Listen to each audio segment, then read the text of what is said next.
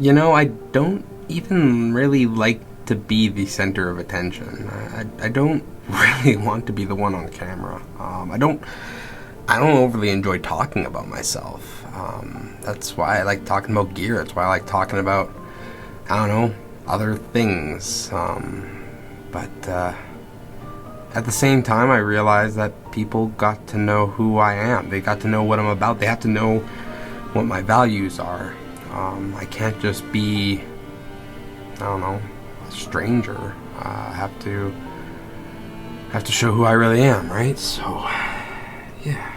My name is Stephen Jones. I'm born, raised in Calgary, Alberta, and yeah, I've basically just been in this area my whole life. When I was a kid, I wanted to be a musician more than anything. I wanted to travel the world, playing guitar, singing, writing songs, just being creative, I guess. And never really got to live that dream out. But I don't know. Priorities change over time, so I was okay with that. It's hard to say exactly where and when my creative journey started. When I was a kid, my mom enrolled me in piano classes, and I did that from like the age of 3 to I think like 7 years old, something like that. I got into guitar after that, probably around 14. I was always into drawing. I was in art class. Yeah, I used to draw and paint. I was always into creative endeavors. I much preferred them over like sports or anything like that. I don't know, something about it.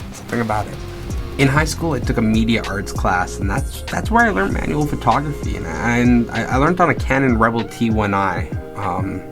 I think that's really the start of it. There, that's where I always wanted a camera. After that, I never got one because at the time music was my priority, but I always wanted a camera after that. I always wanted to do photography. I loved that T1i. It was fun to play with. It was fun to learn on, and I don't know. That's probably why I love shooting with the R5 so much.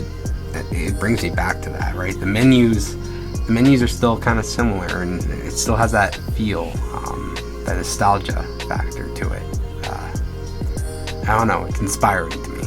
What re-inspired me to, I guess, really get into photography and video, I found out I was autistic and ADHD later in life, and looking back, it makes a lot of sense. I wasn't exactly like my peers, but the one thing that came out of that is I got tested a lot. There was a lot of testing involved, and I got to find out what I was gifted at, what I was naturally inclined towards, and one of those things was like visual problem solving, and I guess I did really well in that kind of visual space. So it made me really question, what are some things that I've always wanted to do? What are some things that I liked and was good at, but I never really let myself pursue because I was preoccupied with whatever else. So when I really kind of thought that through, I was like, you know what? I've always wanted a nice camera. I've always wanted to really get into manual photography, really get into the depths of what it is, to do professional level photography. So at the time I thought, okay, well let's buy myself the iPhone 11 Pro. So I talked to my wife, we bought that, and it did good. It was fun. I did a lot of vlogs with it. I did a lot of photos with it, and at the time I was using that for landscape photography, and mobile photography was great, but I started to really notice, I don't know, my photos look different than other people's photos, and I was like, okay, what is that? And the more I looked into it, it heavily had to deal with the glass and the sensor and all this different stuff. So I just became obsessed. I don't know how else to explain it.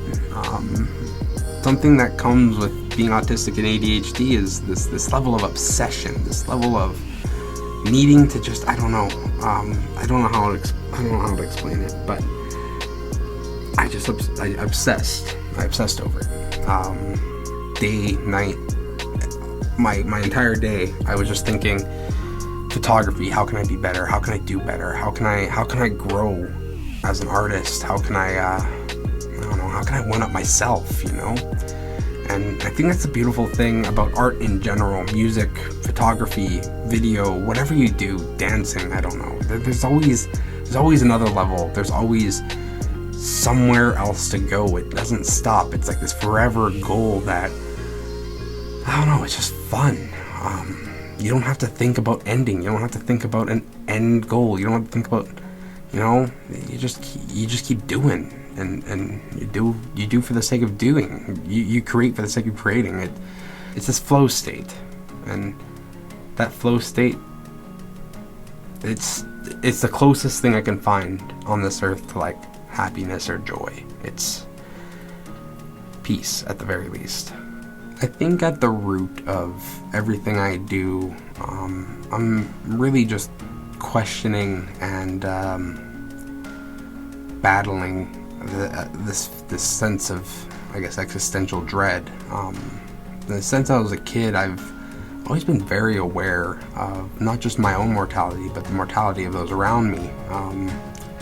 At the age of 3, getting into a car accident with a semi-truck, we rolled, and I was like, I walked away completely, you know, unharmed, and that kind of led me to kind of question things going forward. And then at 14-ish, around that age, my cousin passed away. He was a couple of years younger than me, and that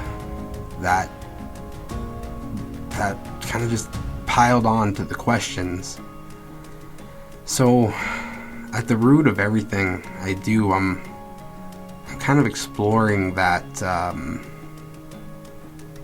don't know, I guess that question of what is the meaning to it all. And I mean, yeah, kind of, sometimes it's just a simple image or whatever, but